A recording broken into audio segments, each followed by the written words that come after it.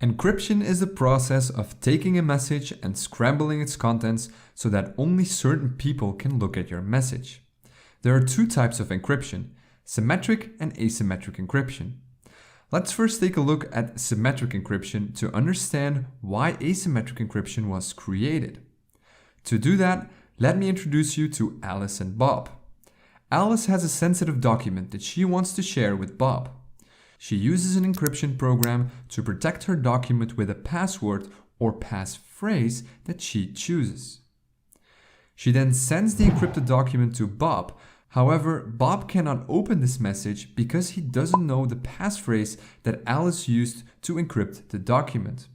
In other words, he doesn't have the key to open the lock. Now comes a real problem. How does Alice share this passphrase securely with Bob? Sending it through email is risky because others might find the passphrase and use it to decrypt any messages between Alice and Bob. This is exactly the kind of problem that asymmetric encryption intends to solve. It is comparable to a mailbox on the street.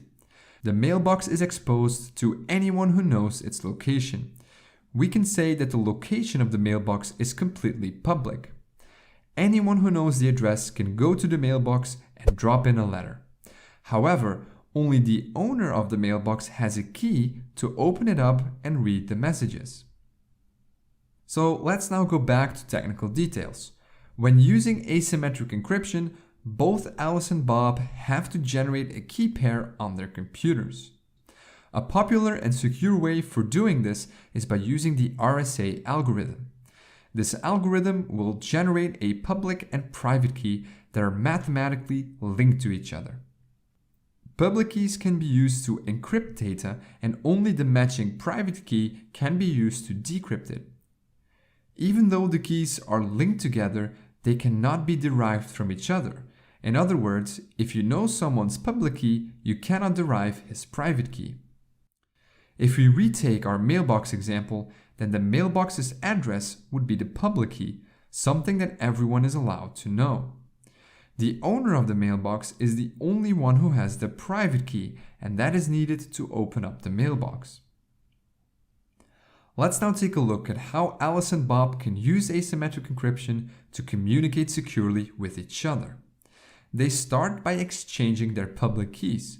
Bob gives his public key to Alice, and Alice gives her public key to Bob. Now Alice can send her sensitive document again. She takes the document and encrypts it with Bob's public key. She then sends the file to Bob, who uses his private key to unlock the document and read it. Because they use asymmetric encryption, only Bob is able to decrypt the message. Not even Alice can decrypt it because she doesn't have Bob's private key. The strength and security of the asymmetric encryption now relies on Alice and Bob to keep their private keys well protected. If an attacker steals Alice's private key, it can be used to decrypt all messages that are intended for Alice. However, the attacker cannot decrypt messages that were sent by Alice because that requires Bob's private key. Asymmetric encryption is used in a lot of places where security really matters.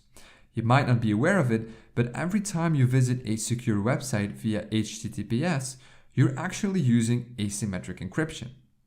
It's also being used to securely send emails with the PGP protocol. And one last example, Bitcoin also uses asymmetric encryption to make sure that only the owner of a money wallet can withdraw or transfer money from it. So now you know how asymmetric encryption works and what the differences are between asymmetric and symmetric encryption. If you like this video, consider supporting me by sharing it and subscribing to my YouTube channel. And as always, thank you very much for watching.